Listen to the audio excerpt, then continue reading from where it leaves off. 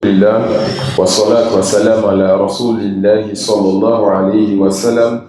Nous allons poursuivre par la grâce d'Allah subhanahu wa ta'ala avec le livre Al-Usul Thalatha, les trois fondements du Cheikh Mohammed ibn Abdul Wahhab. Nous avons déjà fait un chemin. Qu'Allah subhanahu wa ta'ala nous récompense pour ce que nous avons pu parcourir ensemble. Et qu'Allah subhanahu wa ta'ala nous raffermisse et nous permette de voir la dernière feuille de ce livre béni. Fa'innahu waliyu dhalik. الأصل الثاني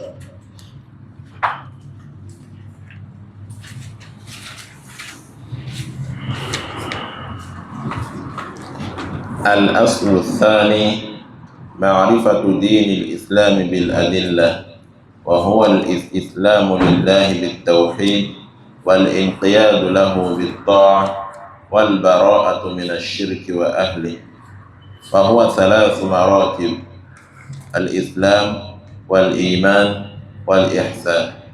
وكل مرتبة لها أركان. أركان الإسلام 5: شهادة أن لا إله إلا الله وأن محمدا رسول الله، وإقام الصلاة، وإيتاء الزكاة، وصوم رمضان، وحج بيت الله الحرام. فدليل الشهادة قوله تعالى: شهد الله أنه لا إله إلا هو والملائكة وأولو العلم قائما بالقسط لا إله إلا هو العزيز الحكيم. ومعناها: لا معبود بحق إلا الله، لا إله نافيا جميع ما يعبد من دون الله إلا الله، مثبتا للعبادة لله وحده لا شريك له في عبادته، كما أنه ليس له شريك في ملكه. وتفسيرها الذي يوضحها قوله تعالى: وإذ قال إبراهيم لأبيه وقومه إنني براء مما تعبدون إلا الذي فطرني. وقوله تعالى: قل يا أهل الكتاب تعالوا إلى كلمة سواء بيننا وبينكم ألا نعبد إلا الله ولا نشرك به شيئا ولا يتخذ بعضنا بعضا أربابا من دون الله، فإن تولوا فقولوا اشهدوا بأننا مسلمون. ودليل الشهادة أن محمد رسول الله قوله تعالى: لقد جاءكم رسول من أنفسكم عزيز عليه ما عنتم حريص عليكم بالمؤمنين رؤوف رحيم. ومعنى شهادة أن محمد رسول الله طاعته فيما أمر وتصديقه فيما أخبر واجتناب ما نهى عنه وزجر، وألا يعبد الله إلا بما شرع. ودليل الصلاة والزكاة وتفسير التوحيد قوله تعالى: وما أمروا إلا ليعبدوا الله مخلصين له الدين ويقيموا الصلاة ويؤتوا الزكاة وذلك دين القيمة. ودليل الصيام قوله تعالى: يا أيها الذين آمنوا كتب عليكم الصيام كما كتب على الذين من قبلكم لعلكم تتقون. ودليل الحج قوله تعالى: ولله على الناس حج البيت من استطاع إليه سبيلا ومن كفر فإن الله غني عن العالمين. نعم. المرتبة الثانية.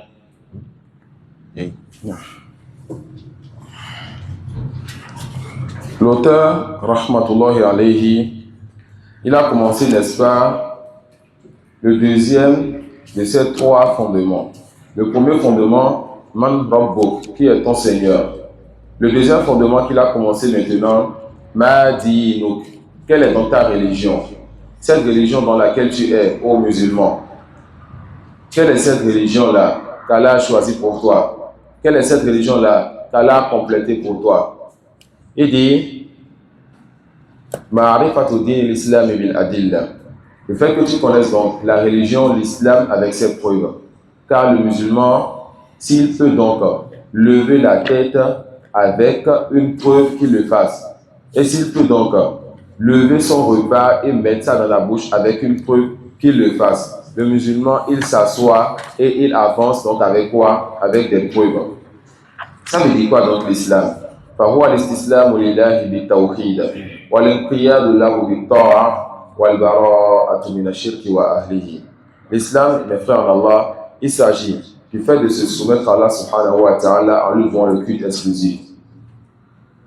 C'est le fait de se soumettre à Allah subhanahu wa ta'ala en lui vouant le culte exclusif. Tu l'adores sincèrement et tu n'adores que lui. Et c'est aussi le fait de se soumettre à lui par son obéissance. C'est aussi le fait de se soumettre à lui subhanahu wa ta'ala par son obéissance. Mais comme on a déjà dit précédemment, l'islam, la ilaha illallah, notre religion, c'est nafyun wa ithbat, c'est la négation et l'affirmation. Ces deux piliers que nous avons, nous allons nous désavouer de tout ce qui adore en dehors d'Allah et nous allons nous désavouer de ceux qui adorent ces choses et on sera le parti d'Allah et on aimera donc en Allah et pour Allah ceux qui sont avec Allah. Alors l'islam, c'est que tu te soumettes et que tu obéisses à Allah sincèrement. Ça, c'est l'affirmation. Et que tu te désavoues de tout ce qui est adoré en dehors d'Allah et de ceux qui adorent ces choses. Ça, c'est la négation.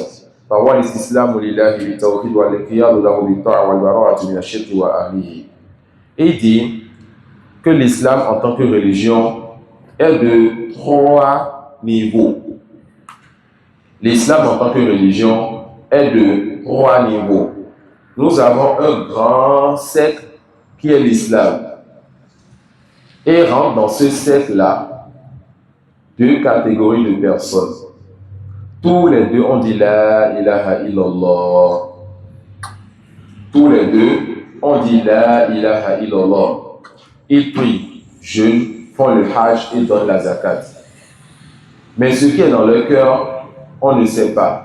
Alors rentre dans cette catégorie celui qui a dit la ilaha illallah pour Allah et celui qui a dit la ilaha illallah pour préserver sa vie, pour avoir une femme ou autre chose de ce bas monde, les hypocrites.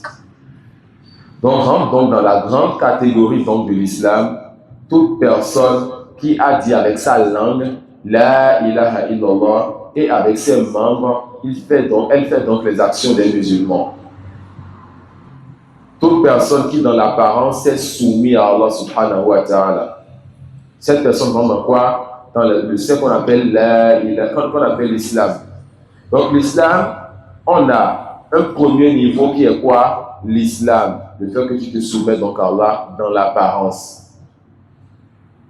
Un deuxième niveau qui est al-iman. Et ça nous viendra, la foi. Et ce niveau est plus restreint que le premier. Donc ce n'est pas tout croyant c'est pas tout musulman qui est croyant, mais tout croyant est musulman. Ce n'est pas tout musulman qui est croyant, mais tout croyant est musulman. Comment cela? Les hypocrites ne sont pas des croyants, mais dans l'apparence, ils font les choses des musulmans, d'accord? Les hypocrites ne sont pas des croyants, mais dans l'apparence, ils font les choses des musulmans. Donc nous avons le grand cercle qui est quoi? Le cercle de l'islam. Là, toute personne qui fait les actes des musulmans rentre donc dans cela. Et nous avons le cercle qui est un peu plus restreint, qui est le cercle des croyants, de la foi. Et rentre donc dans cela toute personne qui dans son cœur a concrétisé la foi et avec ses membres œuvre. On a un autre cercle encore plus restreint, qui est al-ihsan, la bienfaisance. Et c'est le fait de parfaire les 2 cercles précédents. La bienfaisance, c'est la perfection de la foi et la perfection de l'islam. De sorte à ce que tes membres et ton cœur, tu adores Allah comme si tu le voyais. Tu adores Allah comme si tu le voyais. Tu parfais tes yeux pour lui. Tu parfais tes adorations du cœur pour lui. Donc l'islam a combien d'étapes? C'est quoi les 3 étapes? Non. Non. Non. Personne. Donc on a 3 étapes. C'est quoi la différence entre l'étape 1 et l'étape 2? Non. C'est-à-dire que l'étape 1 est plus large. Non. L'islam, c'est toute personne qui dit la ilaha illallah, qui fait les actes des musulmans. Il fait les actes des musulmans. Et le deuxième siècle, il peut nous expliquer ça, le siècle des croyants? Le siècle des croyants, en fait, ceux qui ont la foi dans le cœur. Non. Dans ce cercle-là, n'entre que ceux qui ont vraiment la foi et qui n'accomplissent pas seulement les actes, mais la parole signifie en même temps. Non. Et le troisième siècle, le troisième siècle? Non. C'est la perfection dans l'accomplissement des deux premiers. C'est la perfection dans l'accomplissement des deux premiers. Et les causes de cela sont multiples. D'accord? Allah subhanahu wa ta'ala, il dit donc aux Arabes, et quand on parle des Arabes, il dit aux Arabes, aux Bédouins, ceux-là qui vivent loin dans le désert et qui ont dit la ilaha illallah. Allah dit, ne dites donc pas que vous êtes croyants, mais dites que vous êtes des musulmans, que vous êtes des gens soumis. D'accord? Ne dites donc pas que vous êtes croyants, mais dites que vous êtes des gens soumis jusqu'à ce que la foi puisse vraiment rentrer dans vos cœurs. Je vais donner deux versets, on va méditer sur les deux versets ensemble, Inch'Allah. Allah subhanahu wa ta'ala, il a envoyé les anges détruire, n'est-ce pas, le peuple de Loup. Et Loup avait sa famille. Loup avait sa famille. Et dans sa famille, tout le monde a été sauvé, sauf sa femme et son enfant qui aussi a été détruit. Allah dit comme c'est venu dans Surat Az-Zariyat, فَأَخْرَجْنَا مَنْ كَانَ فِيهَا مِنَ الْمُؤْمِنِينَ. Nous avons fait sortir ceux qui étaient dans cette maison parmi les croyants. فَمَا وَجَدْنَا فِيهَا غَيْرَ بَيْتٍ مِنَ الْمُسْلِمِينَ. Nous n'avons vu donc dans ce pays qu'une seule maison, nous n'avons vu dans ce pays qu'une seule maison parmi les maisons des musulmans. Deux versets qui se suivent pour un même événement. Nous avons fait sortir ceux qui étaient parmi eux des croyants. Et nous n'avons trouvé qu'une seule maison de musulmans. Qui peut me dire donc la différence entre ces deux versets? Une seule réponse, je veux. Qui peut me dire la différence entre ces deux versets? Nous avons fait sortir ceux qui étaient donc croyants. Et nous n'avons trouvé qu'une seule maison de musulmans. Pourquoi donc on a changé le mot croyant et musulman dans ces deux versets? Malgré que la maison, la seule maison là, les musulmans, ce ne sont pas tous qui ont été sauvés. Il y a dedans la personne qui n'était pas réellement croyante. Pourquoi on n'a pas dit on n'a trouvé qu'une seule maison de croyants et on a fait sortir les croyants de la maison? Parce qu'il y avait la femme qui était dans la maison et qui faisait. Donc on avait dans la maison ceux-là, des gens qui faisaient les actes des musulmans. Et parmi eux, il y avait ceux-là qui avaient la foi dans le cœur, et parmi eux, il y avait ceux-là qui n'avaient pas cette foi dans le cœur. Allah subhanahu wa ta'ala, il a donc dit quoi? Que les anges ont dit qu'ils ont trouvé une seule maison de croyants ou de musulmans. Et Allah subhanahu wa ta'ala a fait sortir qui? Donc il a sauvé qui de cette maison? Les croyants. D'accord? Et encore le cours sur le dessin hier. Allah sait ce qui est dans le contenu de poitrine. Il sait qui parmi nous ici, n'est-ce pas, secoue sa religion. Il sait qui est qui, il sait ce qui est dans le cœur. Il secoue ces gens. Il a fait de ceux qui se détournent, n'est-ce pas, de savoir, subhanahu wa ta'ala. Donc l'islam a trois niveaux. L'islam en tant que religion a trois niveaux. On a compris alors la différence entre l'islam en tant que religion et l'islam en tant que premier niveau. On a compris ça? Oui. Ensuite, l'auteur va nous citer donc les piliers de l'islam qui sont connus. Les piliers de l'islam sont au nombre de 5. Le fait donc que tu attestes qu'aucune divinité ne mérite l'adoration en dehors d'Allah, ce qu'on appelle les deux attestations, et que tu accomplisses la prière, pas que tu fasses la prière, que tu accomplisses la prière. Les versets nous disent iqamatu sola, la fi'lu sola. Les versets nous disent accomplissez la prière, ça ne dit pas faites la prière. Et la différence entre les deux, c'est que tu accomplisses la prière, 2 points. Tu as amené les piliers, les conditions, les obligations, les sunan, et tu es humble dans ta prière pour ton Seigneur. Mais faire la prière, n'est-ce pas, c'est comme si tu es un oiseau qui est descendu, tu as pris vite fait le poisson dans l'eau et tu es reparti. D'accord? Donc on demande d'accomplir la prière, pas de faire la prière. Les piliers de l'islam, les deux attestations, la prière, la zakat, le hajj et le jeûne. Et l'auteur va nous amener pour chaque pilier sa preuve Inch'Allah.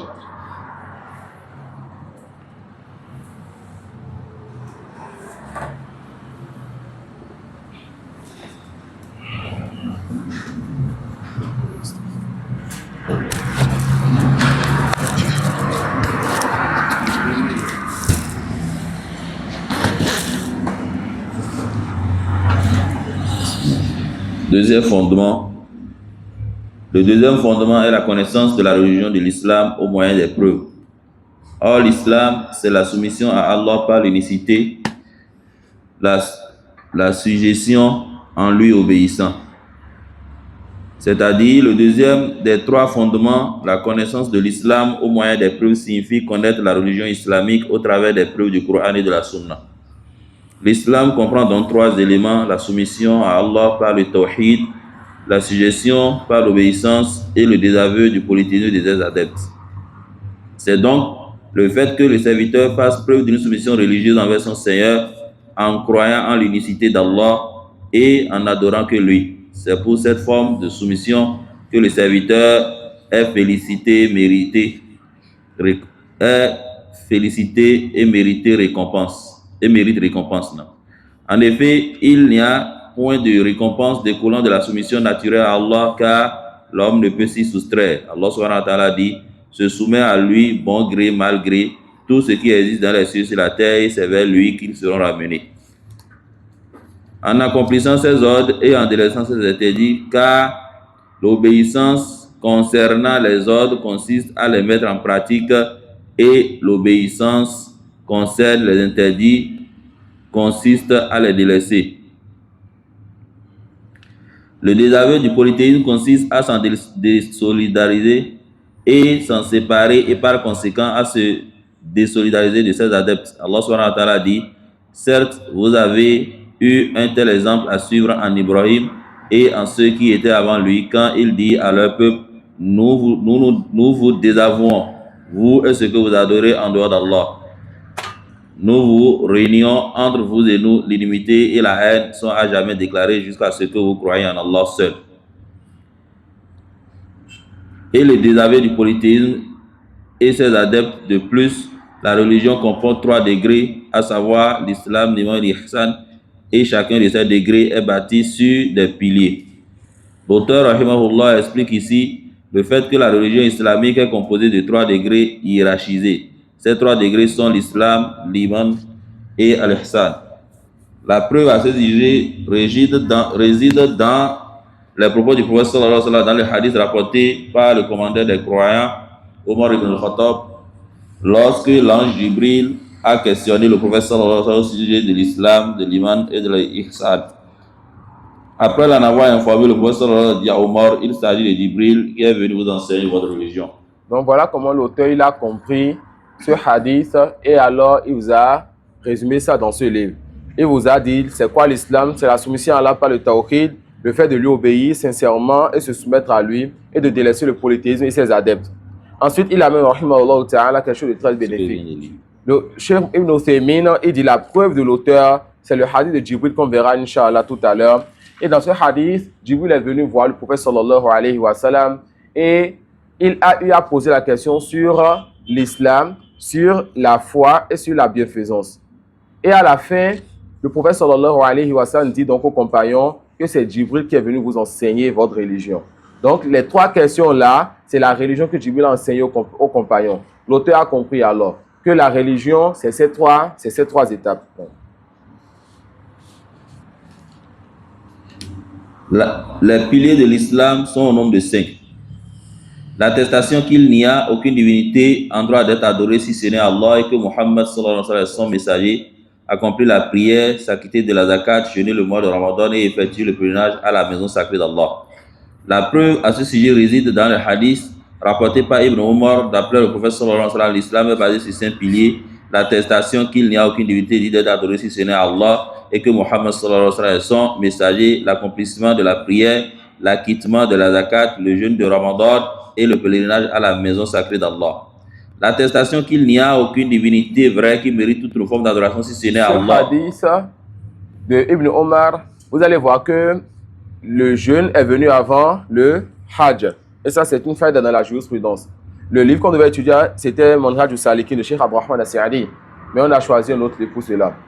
Cheikh Abdurrahman As-Sa'di, quand il a justifié les 5 piliers de l'islam, c'est le hadith là qu'il a amené. Mais quand il a commencé par expliquer son livre, il a mis, n'est-ce pas, il a mis le jeûne avant le Hajj. Un instant. Au soir Ramadan. Non, tafadal. L'attestation qu'il n'y a de divinité en droit d'être adoré si ce n'est Allah et que Mohammed sallallahu alayhi wa sallam est son messager correspond à un seul pilier, bien qu'il soit composé de 2 éléments. Le chef, dans son livre, il a eu à mener un tertib qui a contredit, n'est-ce pas, un hadith qui a contredit son tertib. C'est une faille que Cheikh Al-Hussein l'a apporté. Donc, si je ne m'abuse, c'est qu'il a amené le hadith de Jibril et dans le tertib, le jeûne est venu avant le Hajj. Mais Inch'Allah, je vais confirmer cela, vous revenez sur ça, Inch'Allah. Ainsi, l'adoration n'est acceptée qu'en présence de la sincérité à l'ikhlas pour Allah, ce qui correspond à l'attestation qu'il n'y a aucune divinité qui mérite l'adoration si ce n'est Allah, mais aussi en présence de la conformité à la voie du prophète sallallahu alayhi wa sallam, ce qui correspond à l'attestation que Mohammed est le messager d'Allah. La preuve au sujet de l'attestation réside dans la parole d'Allah. Allah atteste ainsi que les anges et ceux qui possèdent la science qu'il n'y a point de divinité digne d'adoration à part lui, le mainteneur de la justice, point de divinité en droit d'être adoré à part lui, le puissant, le sage. Et ce verset, c'est un verset qui fait donc l'honneur des gens de science, savants comme étudiants. Car Allah subhanahu wa ta'ala, il a cité son nom, Allah, le nom des anges et le nom des gens de science, et il a cité tous les 3 noms-là pour la plus grande des choses, la plus grande des attestations, n'est-ce pas l'attestation qu'aucune divinité ne mérite l'adoration en dehors d'Allah. Walhamdulillah rabbil alamin. Dans ce noble verset, on trouve l'attestation d'Allah au sujet de sa propre personne, qu'il n'y a point de divinité en droit d'être adoré si ce n'est Allah. Il y a aussi l'attestation des anges et des gens doués de science à ce sujet. On apprend aussi qu'Allah subhanahu wa ta'ala est le mainteneur de la justice, puis Allah appuie ce témoignage en disant « Point de divinité à part lui, le puissant, le sage ». En citant dans ce verset les gens de science, Allah leur fait un grand honneur. Dans notre assise à Calavi, pour ceux qui étaient là-bas, on avait dit que le nom d'Allah Al-Aziz, le puissant que personne ne peut vaincre, personne ne peut prendre le dessus sur lui, ça vient parfois dans le Coran avec le nom d'Allah Al-Hakim. Al-Hakim, on a déjà dit dans cette mosquée et ailleurs que ça a 3 sens. Qui a retenu les 3 sens qu'on a dit pour Al-Hakim? Qui a retenu les 3 sens qu'on a dit pour le nom d'Allah Al-Hakim? Non. Al-Hakim. Al-Hakim. Al-Hukum. Non, donnez juste les noms, je vais reprendre les sens, Inch'Allah. Al-Hakim. Al-Hakim. Al-Hakim. Non, c'est Al-Hakim qu'on veut expliquer. Donc on a Al-Hakim bimana Al-Hakim. Al-Hakim bimana Al-Muhkim. Dhul Hikma Ahsant. Donc dans le nom d'Allah Al-Hakim, on a 3 sens que les savants nous disent. Al-Hakim bimana Al-Hakim. C'est lui qui est le juge. Le jugement, donc, est son jugement. Inil hukmu illa lillah. Al-Hakim bimana Al-Muhkim. Al-Muhkim, celui qui a parfait toutes choses. Al-Mutqin, celui qui a donc perfectionné toutes choses. Et regardez donc le ciel, vous allez savoir que c'est là qui a donc tout perfectionné. Al-Hakim bimana Dhul Hikma. Al-Hakim, dans le sens de quoi? Celui qui est doté de sagesse. Celui qui fait toutes choses pour un grand but. Et la sagesse, c'est le fait de placer chaque chose à sa place. D'accord? Donc Allah, c'est lui Al-Aziz, le puissant que personne ne peut vaincre. Et c'est lui Al-Hakim, parmi ses sens, Dhul Hikma, celui qui place chaque chose à sa place. Allah sait tous ses noms sont parfaits. Et la perfection de ces noms est encore plus grande lorsqu'il met 2 noms ensemble. D'accord? Exemple de cela, Al-Aziz Al-Hakim, comme dans ce verset. C'est lui le puissant qui peut donc détruire tout ce qu'il veut comme il veut. Mais il est Hakim. Il détruit ce qui mérite donc la destruction. Non.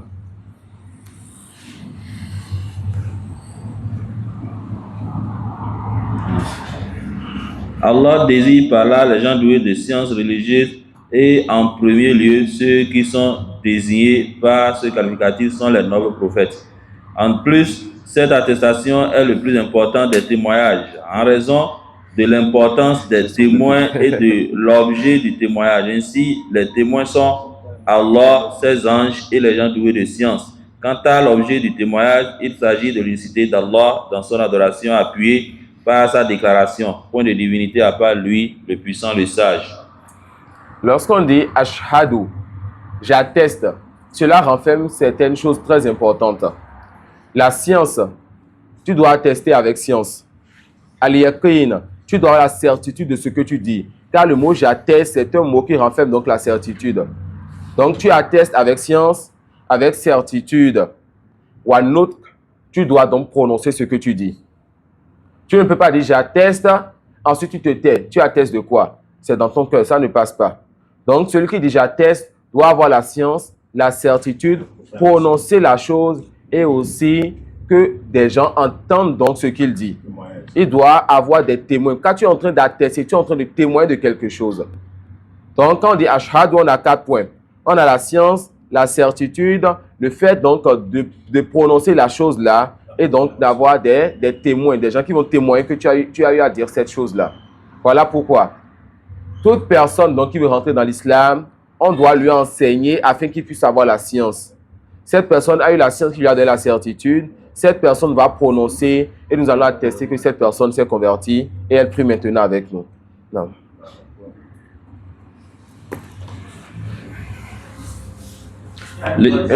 Non.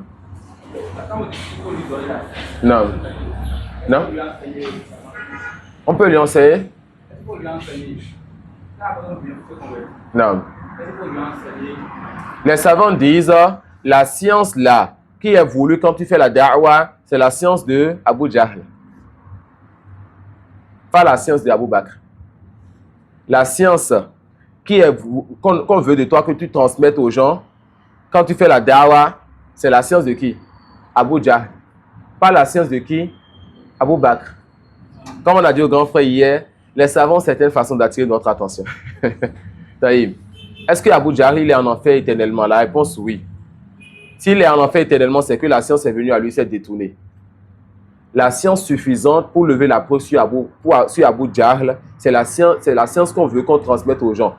Mais Abu Bakr avait plus de science et plus de détails. Les détails d'Abu Bakr ne nous sont pas demandés. Tout ce qui est demandé donc pour convertir quelqu'un, c'est que la personne comprenne le sens de la ilaha illallah Muhammad Rasulullah, ça va. Ça peut aller. Le détail de ces choses-là, ça c'est quand la personne rentre, on lui enseigne petit à petit, étape par étape. Ça peut aller. Donc il faut que le prêcheur lui-même comprenne le sens de la ilaha illallah.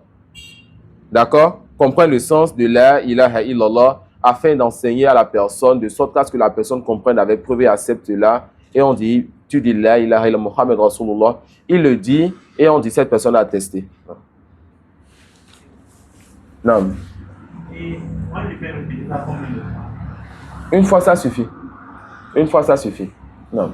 Et attention, ça ne veut pas alors dire que quelqu'un qui a suivi des cours en ligne, ou bien on lui parle depuis longtemps et la personne écoute, et cette personne décide subitement de se convertir, mais elle est en voyage quelque part ou peut-être dans un pays où au milieu il n'y a que des non-musulmans. Et cette personne veut se convertir. Elle va rentrer de voyage dans 3 mois. Elle ne va pas dire non, je vais rentrer avant de me convertir. On te dit, même si là-bas, quand tu as cette science, cette conviction que tu dis ashhadu an la ilaha illallah wa ashhadu anna Muhammad Rasulullah, tu es devenu musulman. Même si personne ne t'a entendu. Ça peut aller, même si personne ne t'a entendu. Non. C'est celui qui a compris le sens. Non. C'est le sens là qu'on est en train d'expliquer. Le sens qu'on est en train d'expliquer, il faut qu'on enseigne ce sens-là pour que les gens se convertissent.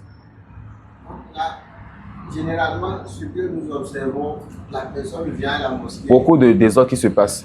La personne vient à la mosquée, on lui dit de répéter, elle finit de répéter, on lui dit ce que tu as répété là, voici ce que tu as fait. La science, on a déjà vu ça dans Usul al-Thalatha, ilmu qabla al-qawl wal amal. La science avant l'acte et la parole. La science avant l'acte et la parole. Ce que tu veux faire répéter à la personne, ce qu'elle veut attester, il faut lui enseigner. Et la personne atteste avec science alors. Non. On prend une dernière question, Inch'Allah. Cela doit dire que quand quelqu'un va vouloir se convertir, on lui demande la si il a connaît le sens. Parce qu'il se peut qu'il ait... C'est pas qu'on lui demande, nous qui voulons, nous, c'est à nous de lui enseigner. C'est à nous de lui enseigner. D'accord? C'est à nous de faire quoi? De lui enseigner. Et j'ai déjà vu à Fifaji, dans la mosquée où j'étais, n'est-ce pas, avant d'aller en Mauritanie, un monsieur qui est venu prier dans notre mosquée, et ce monsieur, c'était un féticheur. Il prie avec nous, il s'est converti récemment, il n'a pas délaissé sa chose, et les gens vont toujours le consulter. D'accord? Les gens vont toujours le consulter. Et ceux-là qui l'ont converti sont satisfaits de lui, juste parce qu'ils sont avec eux. Ça peut aller, juste parce qu'ils sont avec eux. Donc, pour eux, tant qu'ils sont, ça va aller. Non, on dit cette personne n'est pas musulmane jusqu'à ce qu'il rentre dans l'islam avec droit. Comment il va rentrer dans l'islam avec droit? En comprenant le sens de la ilaha illallah et en enseignant cela. Non. Le sens de cette attestation est qu'il n'y a point de divinité. On va prendre une dernière divinité. question, chercher le grand frère. Souvent, généralement, on constate Ces questions, je les ouvre parce que c'est des sujets importants. D'accord, non. les séries de conversion. Non. Après l'attestation là, il a Non. il y en a qui arrivent et par exemple, Non. Ça- Le hadith est authentique. Non. Et il a certes été dit aussi que celui qui croit donc à Isa et qui croit aussi au prophète sallallahu alayhi wa sallam aura deux récompenses, c'est ça, non? Aura deux récompenses. Ça veut dire quoi? Ça veut dire quoi croire à Isa? Tu crois à Isa comme prophète et envoyé d'Allah. Et tu crois à Muhammad sallallahu alayhi wa sallam comme prophète et envoyé d'Allah. Et que les deux sont venus pour t'amener à adorer Allah subhanahu wa ta'ala seul. Mais que tu ne peux donc pas adorer Allah avec l'agent de Isa après que Muhammad soit venu et tu es un musulman qui aime les deux et tous les prophètes et messagers.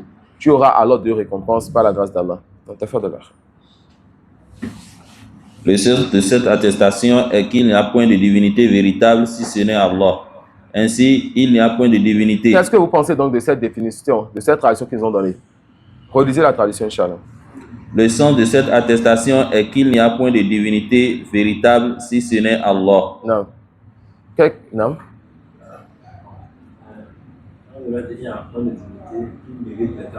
Non.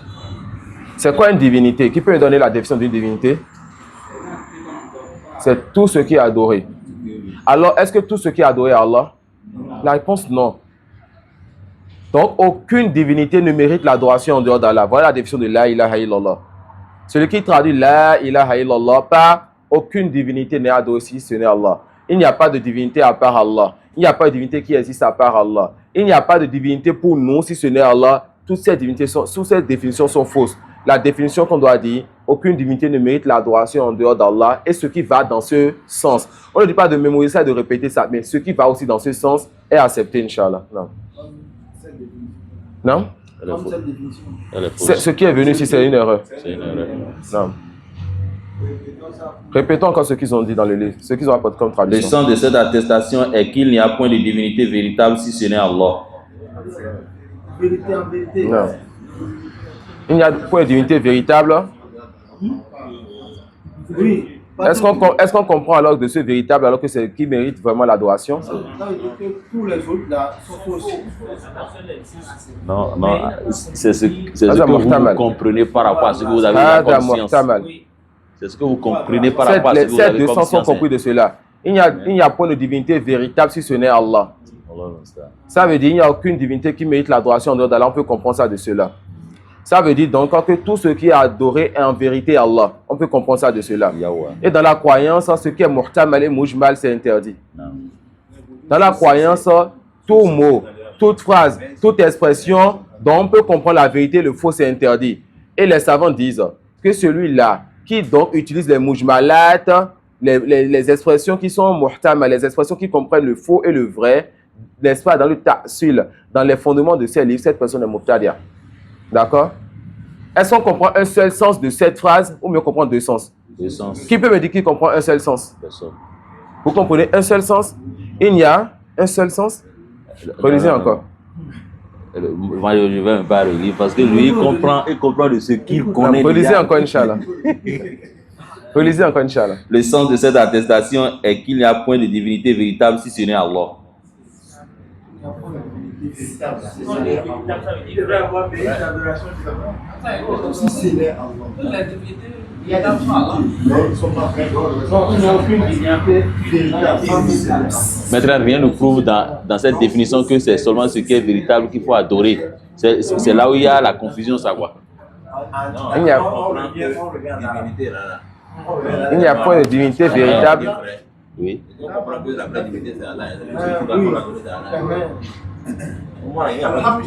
Parce que déjà, pour être une divinité, c'est ce qu'on adore.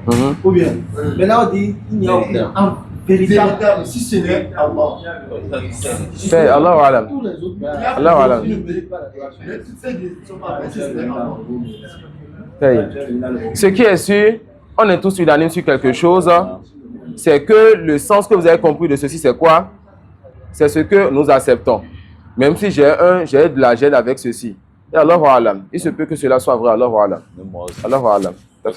La suite même de cela. Non. La ilaha,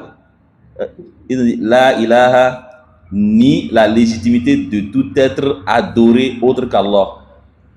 Et si ce n'est Allah, illallah, affirme l'unicité d'Allah, unique et sans associé dans son adoration, de la même façon qu'il n'a pas d'associé dans la création.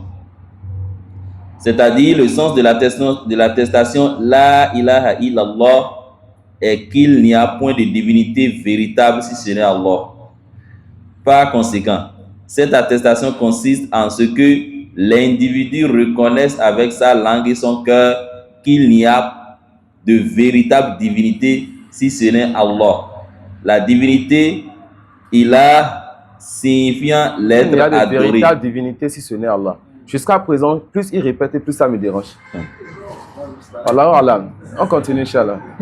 Et le thème, Yani, quand il y a ces ihtimalat, il ne convient pas pour moi alors de dire que c'est faux, je vais être comme ça. Mais l'ihtimal, quand même que je ressens, ça me dérange. Non. et le thème Ta'alluq signifie l'adoration. Ta'abbud. D'autre part, la phrase La ilaha illallah recèle une négation et une affirmation. La négation correspond à la première partie de la phrase, à savoir La ilaha. Il n'y a pas de divinité. L'affirmation correspondant à la seconde partie, illallah, si ce n'est Allah. Allah est la position d'un attribut khobar qui est sous-entendu dans la phrase. En fait, on sous-entend par il n'y a pas de divinité si ce n'est Allah. La phrase complète il n'y a pas de divinité véritable si ce n'est Allah. On va encore revenir sur ça une dernière fois. Le mot divinité, c'est quoi? En français, qui peut me définir divinité? Non? Non, en français, restons en français. Restons en français. On ira un à un, Inch'Allah. En français, le mot divinité? Tout ce qui est adoré. Non. On peut sortir le tableau, Inch'Allah. Les marqueurs, Inch'Allah. Ah, c'est ambigu la phrase, très ambigu.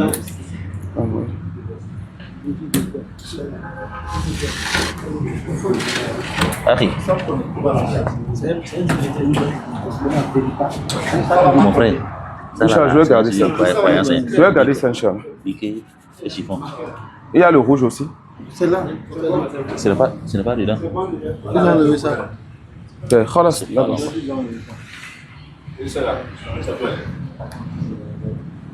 Est-ce qu'on peut faire ça? La divinité, c'est quoi? Ce qui a adoré. Tout ce qui est adoré. D'abord, qu'est-ce qu'on est en train de faire ici? On a divergé sur une compréhension. Ah. Alors, moi qui vais au tableau, je ne vais pas au tableau avec la conviction que je vais vous obliger à accepter, n'est-ce pas, ce que j'ai. Et vous qui répondez, vous ne répondez pas avec la condition de vouloir m'obliger à accepter ce que vous avez. Mais là, la première chose qu'on a à faire, c'est ce qu'on appelle Atajarrud lil haq. C'est le fait, n'est-ce pas, qu'on se détache de toute chose pour vouloir que la vérité. C'est avec ça, n'est-ce pas, que l'échange, ce qu'on appelle le débat ou autre, ça porte son fruit. D'accord? Donc, la première chose, le mot divinité, c'est quoi? Tout ce qui est adoré. On est tous d'accord sur ça? Non.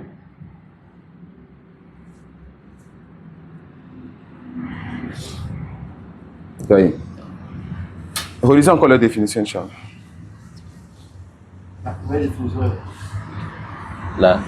Non, vers la fin, parce que c'est la dernière définition, ça se relit. Non. En fait, on sous-entend pas il n'y a pas de divinité si ce n'est Allah. La phrase complète, il n'y a pas de divinité véritable si ce n'est Allah. Donc, il n'y a Et en parenthèse, on mis le terme véritable est à l'attribut sous-entendu. non, ça c'est l'arabe, le mot la nafia lil jins. Donc ça, il y a quelque chose qui est caché, c'est ça qui est véritable. Donc c'est le haqqan qu'ils ont tout simplement traduit là. Non. Donc on a, il n'y a de divinité véritable si ce n'est Allah. J'aurais pu écrire Allah à la ligne, n'est-ce pas? J'aurais pu ici écrire Allah à la ligne, n'est-ce pas? Non. Dans la science du hadith, parmi ce qu'on nous enseigne, le fait, n'est-ce pas, quand tu viens comme ça, de ne pas écrire le nom d'Allah ou le nom du prophète sallallahu alayhi wa sallam à la ligne dans une phrase et commencer donc par cela. Ça peut aller? Non. Le fait, n'est-ce pas, il avait ici de véritable si ce n'est, et je mets Allah ici. Donc, dans une phrase comme ça, quand j'écris, je ne vais pas à la ligne pour mettre le nom d'Allah ou le nom du prophète sallallahu alayhi wa sallam à la ligne comme ça. Dans la phrase que je veux continuer. Car il se peut que, quand on va venir, il se peut que quelqu'un lise de cette ligne et la suite de la phrase donne un mauvais sens à Allah ou à son messager. D'accord? Donne un mauvais sens à Allah ou à son messager. Il n'y a pas de divinité véritable si ce n'est Allah. D'accord? On va faire quoi? On a la Muqaddima. Il y en a une autre introduction, c'est une divinité, c'est tout ce qui est adoré. On va faire quoi tout simplement ici? On va mettre maintenant ceci dans la phrase qui suit.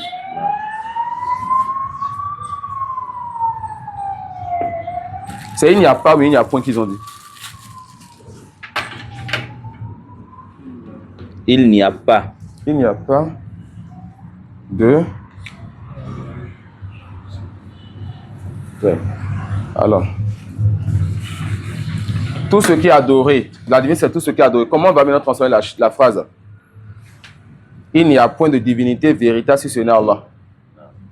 Tout ce qui est adoré en vérité est Allah. Vous êtes d'accord avec moi ou bien quelqu'un veut changer quelque chose? Comment vous allez dire? Si on veut mettre tout ce qui est adoré là, Non. on va sur la correction. Véritable là. Non, véritablement, on ne touche pas ça. Je veux que ceux qui sont d'accord avec la définition se mettent d'accord pour la modification. Et on ne va pas perdre le temps sur ça aussi, Inch'Allah. Non? Il n'y a pas. Revenez sur la première définition qu'ils avaient donnée. Non? Il y a pas véritablement adoré. Il n'y a rien. Vous êtes d'accord avec lui ou bien vous avez quelque chose à modifier? Quand on écrit au tableau, ça ne s'efface plus. Hein? Alors, soyez d'accord sur votre définition avant qu'on continue, Inch'Allah. Relisez la toute première définition. Non. Le sens de cette attestation est qu'il n'y a point de divinité véritable si ce n'est Allah. Donc, on peut mettre ce premier là comme conclusion. En haut, ils ont mis point et à la fin, ils ont mis pas. C'est la même chose, c'est la négation. On peut mettre alors le premier pour conclure. Vous êtes d'accord? On peut ramener la première définition pour conclure alors. D'accord. Il n'y a point. Il n'y a point de divinité véritable si ce n'est Allah.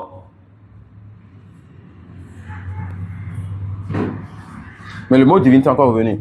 Moi, je vous propose quelque chose à me dire si vous êtes d'accord ou pas. D'accord? Tout ce qui est adoré, d'accord, la divinité. Donc, tout ce qui est adoré en vérité est Allah. Vous êtes d'accord avec moi?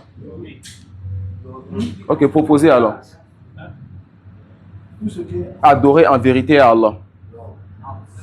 Allez-y avec la négation. Cette phrase-là, ça exclut sur la première des corps. Dans l'autre phrase, ça exclut la partie qui dit sur la première, si ce n'est. Ok, vous voulez la négation. On réessaye. On peut dire, si ce n'est Allah, il n'y a pas de divinité véritable. On met ça. Si ce n'est Allah, il n'y a pas, ou bien il y a point de divinité véritable qui est adoré. On met ça. Si ce n'est Allah, il n'y a point de divinité véritable qui n'est adorée. Non? Encore? Encore?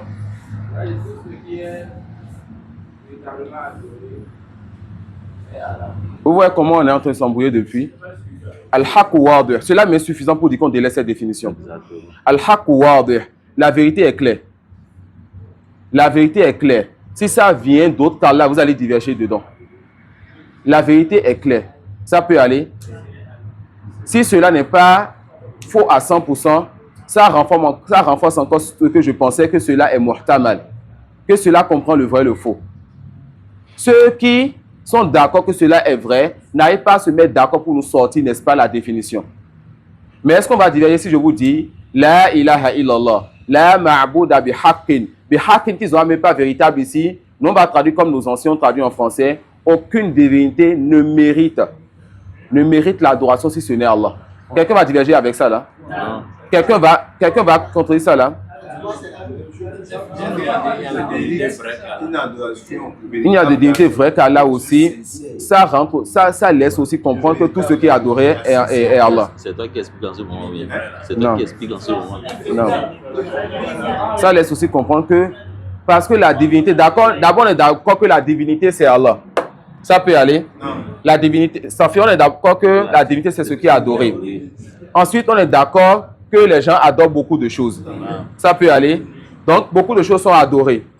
Et on dit maintenant, il n'y a de divinité, la dernière parole de notre frère en Allah, quand il posait, il y a de divinité vraie si ce n'est Allah.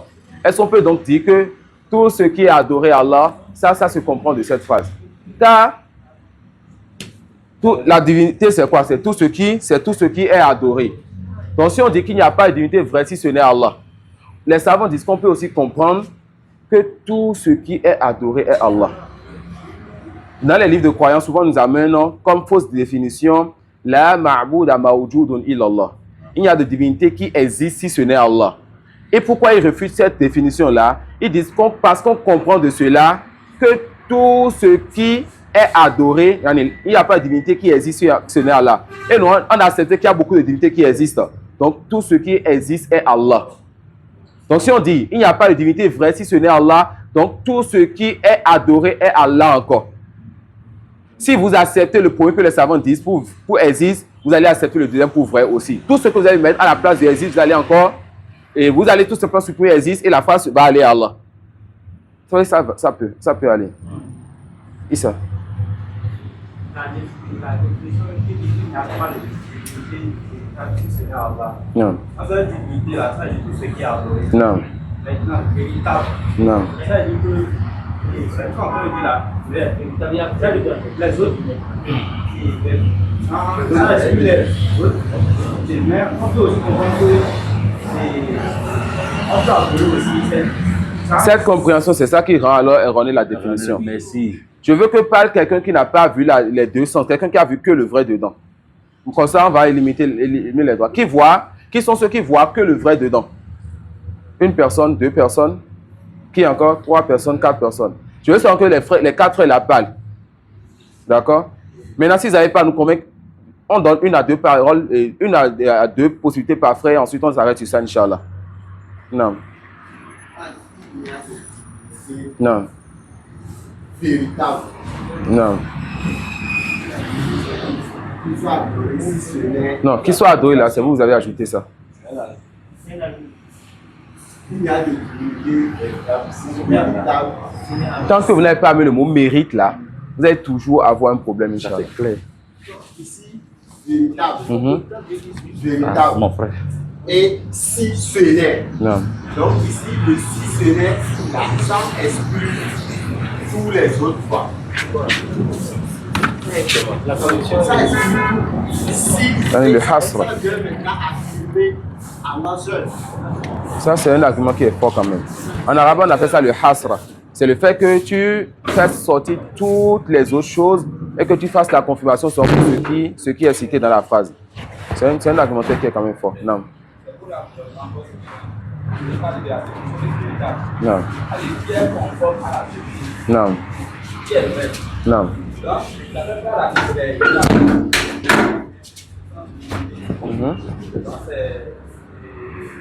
Et d'abord, après, on pose ce qu'on dit la commission. Non. Donc, ça veut dire que si nous faisons toutes les activités, le peut-être pas là. En tout cas, avec le sens que celui-ci a apporté, tout ce qui va dans ce sens, c'est quand même ça à renforcer ce qu'il a dit. Non.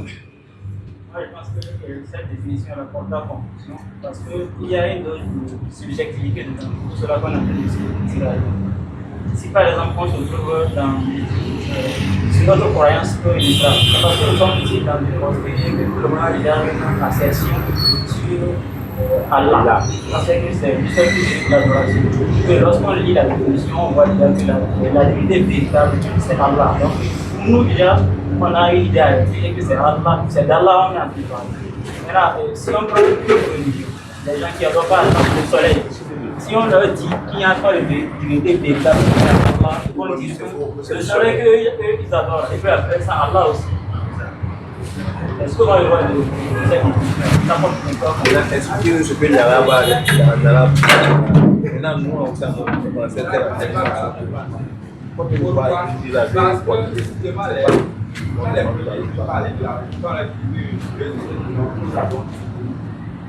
peux pas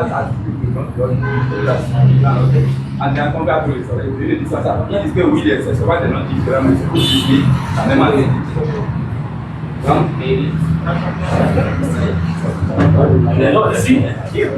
Oui, c'est en ce sens.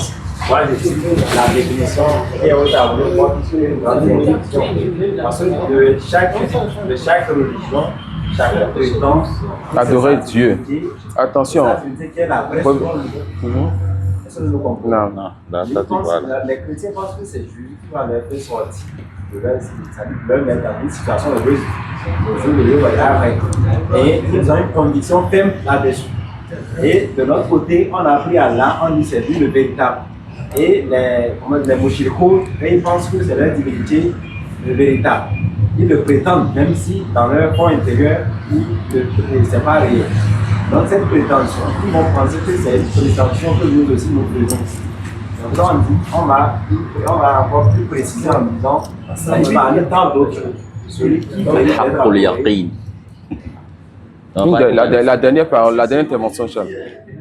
Ici, d'abord, au début, on nous a demandé de laisser tout ça là et de revenir à la phrase. Donc, on n'aura plus à ramener ce que les gens pensent, tout ça.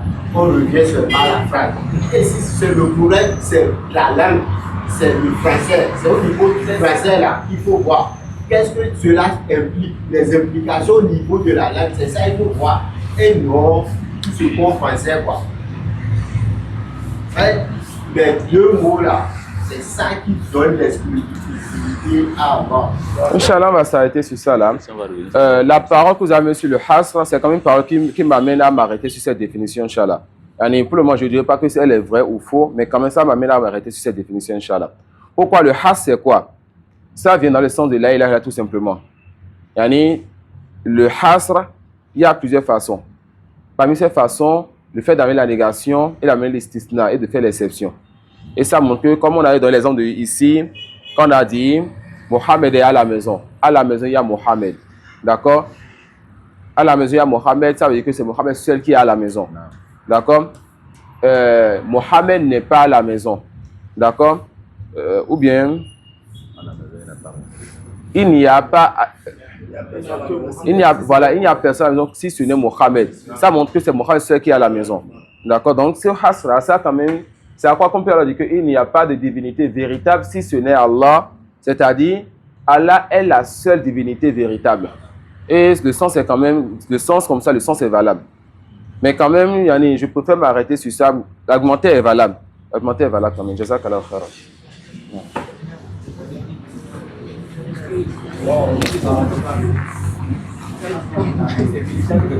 Non.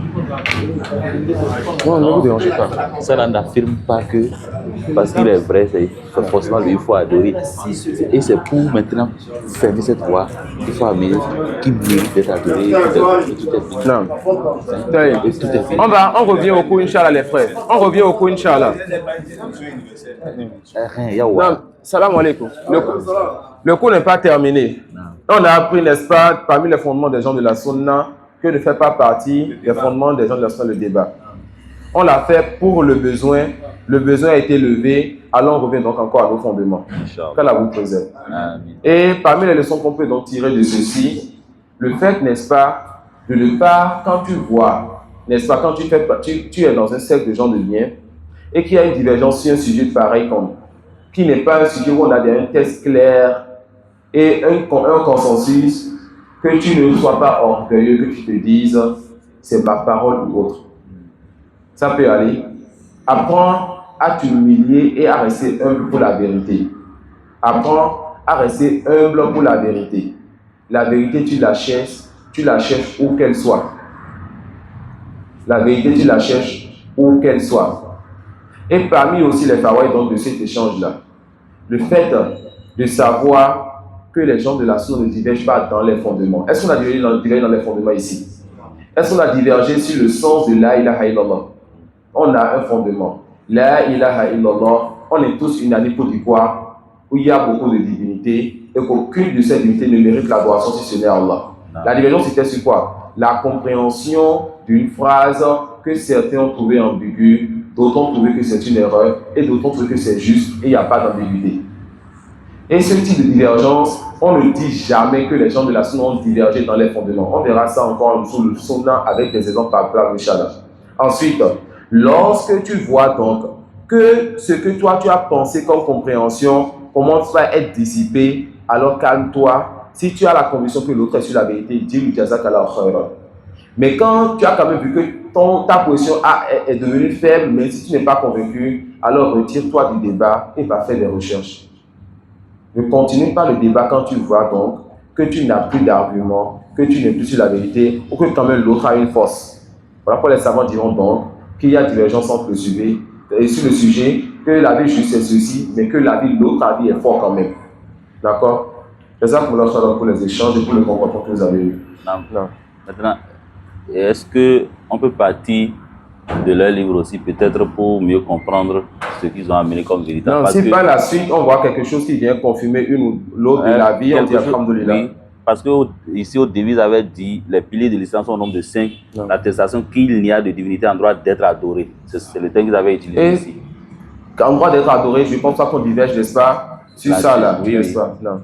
Donc on peut peut-être dire c'est ça, ils sont en train de se s'entendre. Non, et aucun doute sur cela. Même si je dis que cette définition est ambiguë, ça ne veut pas dire que ceux qui ont fait la tradition, en même temps, ils sont en train de dire que c'est les gens qui sont mauvais ou autres. Là, d'accord? Non.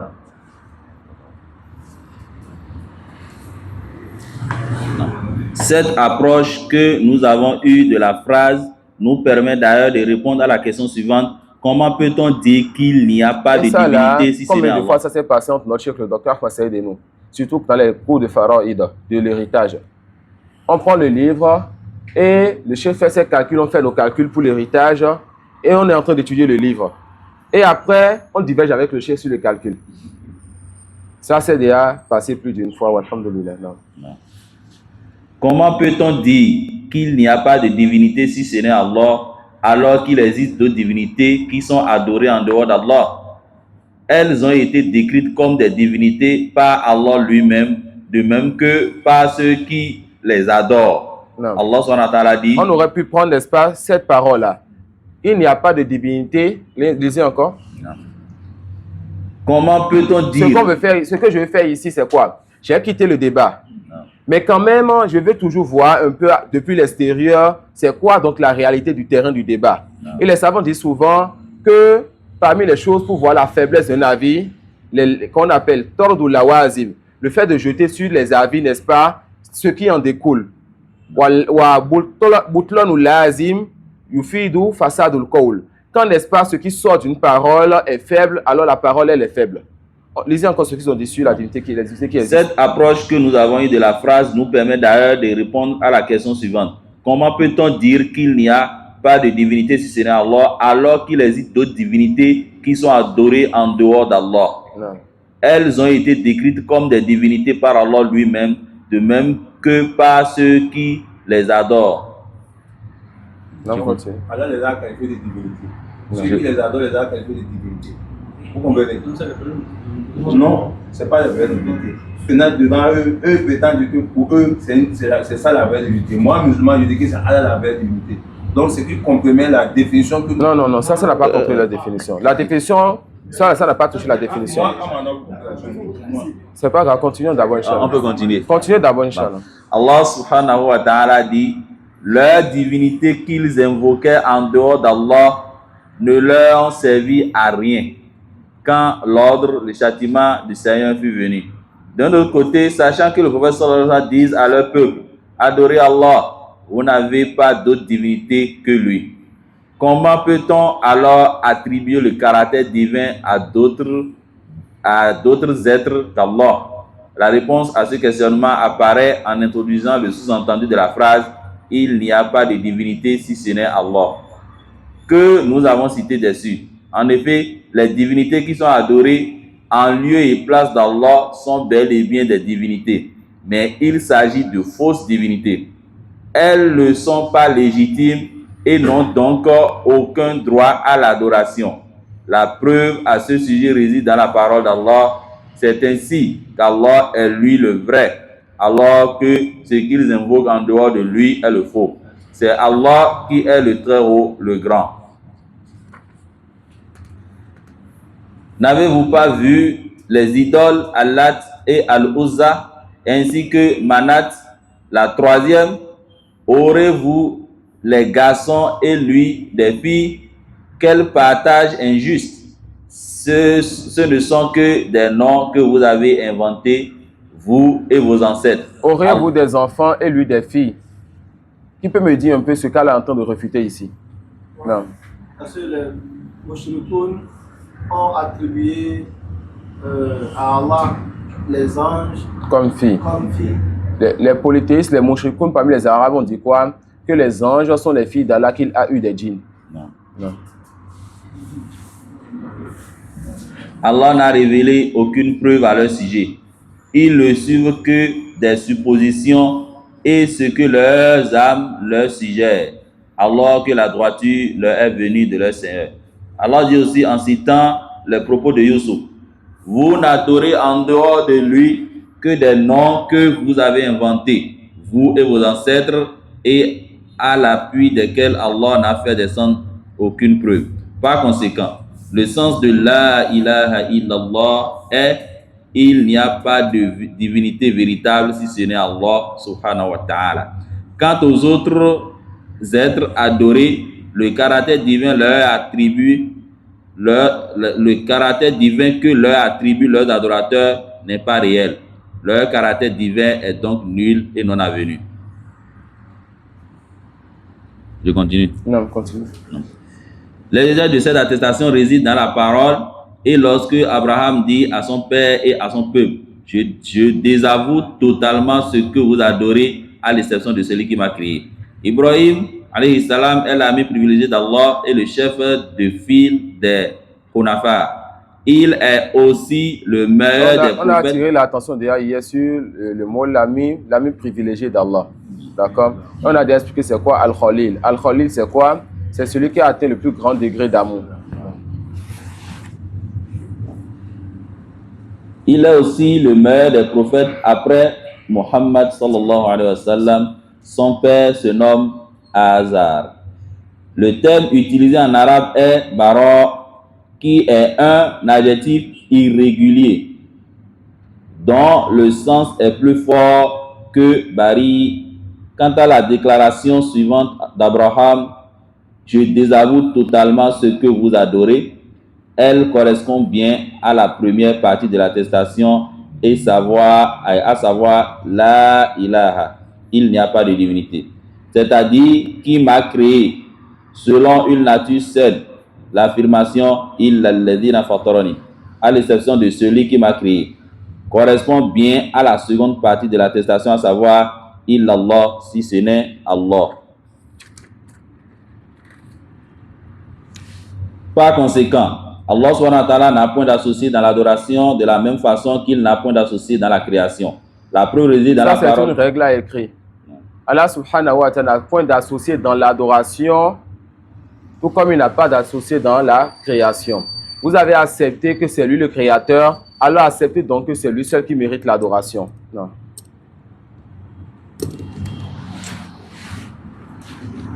La création et le commandement n'appartient qu'à lui, gloire à Allah, Seigneur de l'univers.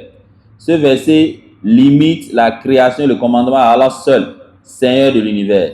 La création et le commandement, tant universel que religieux, lui appartient en propre.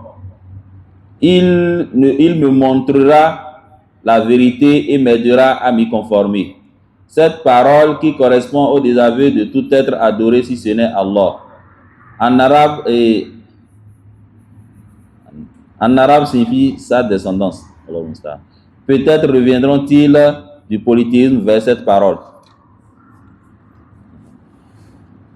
Ô gens du livre, venez à une parole commune entre nous et vous, que nous n'adorions qu'Allah sans rien lui associer et que nous ne prenions point les uns les autres pour Seigneur en dehors d'Allah.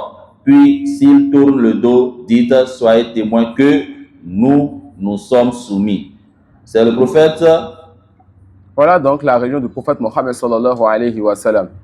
Il va donc appeler les gens du livre à l'islam, à la parole la ilaha illallah.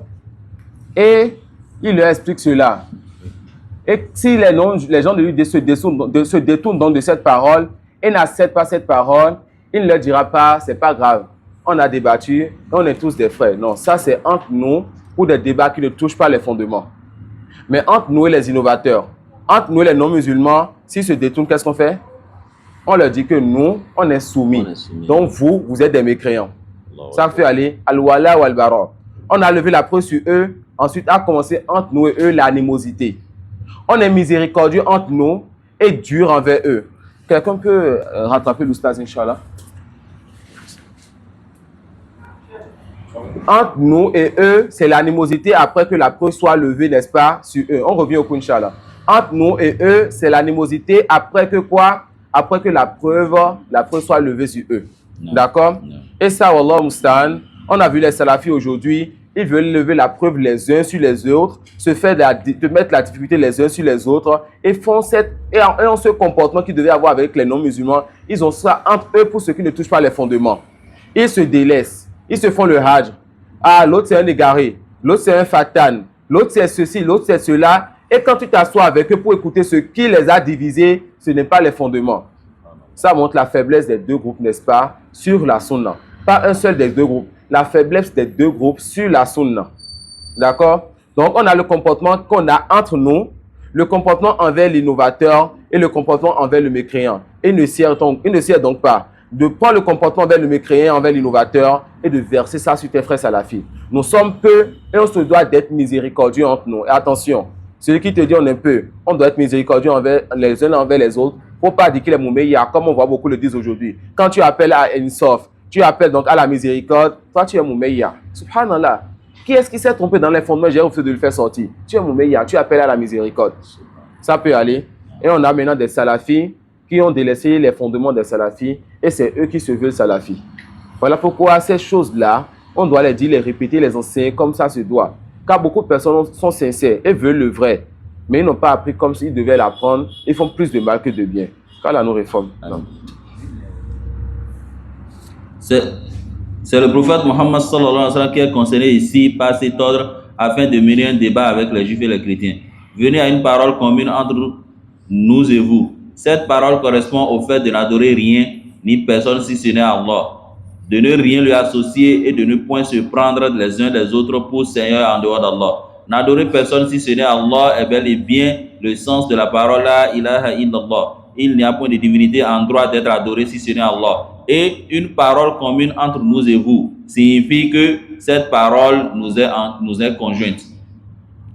De telle façon que l'on se vénère les uns les autres comme on vénérerait Allah et que l'on s'adore les uns les autres comme on adorerait Allah et que le jugement soit attribué à un autre que lui. Puis s'ils tournent le dos, c'est-à-dire s'ils se détournent de ce à quoi vous les appelez, annoncez-leur et témoignez que vous êtes soumis à Allah et que vous désavouez l'état de refus et le détournement dans lequel ils sont au sujet de cette parole si importante que la ilaha illallah. Non. Dans le verset, Allah subhanahu wa ta'ala dit وَلَا يَتَّخِذُ بَعْضُنَا بَعْضًا أَرْبَابًا مِنْ دُونِ اللَّهِ. Nous n'allons pas prendre les uns les autres comme divinités en dehors d'Allah. Ou si vous voulez, nous n'allons pas prendre les uns les autres comme seigneurs en dehors d'Allah. Un compagnon qui était juif et qui s'est converti, radiyallahu anhu, a dit au prophète sallallahu alayhi wa sallam qu'ils n'adoraient donc pas leurs devanciers, leurs rabbins, leurs prêtres, leurs moines, etc. Le prophète sallallahu alayhi wa sallam a eu à demander à son compagnon, lorsque vous dites halal et qu'Allah dit haram, qu'est-ce que vous faites? Vous dites halal. Lorsque vous dites haram et Allah dit halal, vous dites quoi? Il dit haram. Le prophète sallallahu alayhi wa sallam dit quoi? Que c'est donc ça le fait de les adorer. Donc l'adoration, le polythéisme est de plusieurs types. Il y a le polythéisme dans l'amour, il y a le polythéisme dans l'obéissance et dans plein de choses. On verra les différents types dans Kitab Tawhid, mais dans Sulam al-Usul, Inch'Allah. Et il y a une faïda donc dans ce verset. Allah a voulu montrer qu'ils adorent donc leurs devanciers en dehors de lui. Mais il n'a pas dit wala yattakhidhu ba'duna ba'dan ilahan min dunillah. Même si c'est le sens qui est venu du verset. Il n'a pas dit on ne va pas prendre les uns les autres comme divinités en dehors d'Allah. Même si c'est le sens qui est voulu, mais il a dit quoi? On ne prendra pas les uns les autres comme seigneurs en dehors d'Allah. On a déjà dit Ar-Rabb wal-Ilah kalimatan iza ijtama'ata iftaraqata wa iza iftaraqata ijtama'ata. Le mot Seigneur et le mot divinité sont deux mots. Quand ils viennent dans la même phrase ou dans le même contexte, alors ils ont deux sens différents. Qul a'udhu bi rabbin nas, malikin nas, ilahin nas. Même contexte. Le Rabb veut parler des actions d'Allah. Ilah, c'est lui seul qui mérite l'adoration.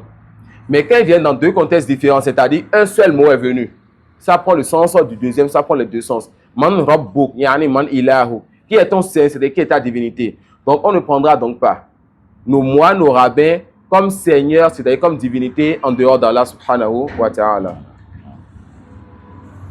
La preuve au sujet de l'attestation que Muhammad. Si on patientait quelques minutes, on pourrait finir le premier fondement. Mais comme on le dit, quand tu parles trop, la fin fait oublier le début. On va s'arrêter sur ça l'après-midi. J'espère qu'on puisse continuer. Wallahu a'lam. Wa subhanaka wa bihamdik. Ashhadu an la ilaha illa anta astaghfiruka wa atubu ilayk. On va prendre, Inch'Allah, une pause de 15 minutes pour laisser vous reposer. On reprend, Inch'Allah, à 8h. Non.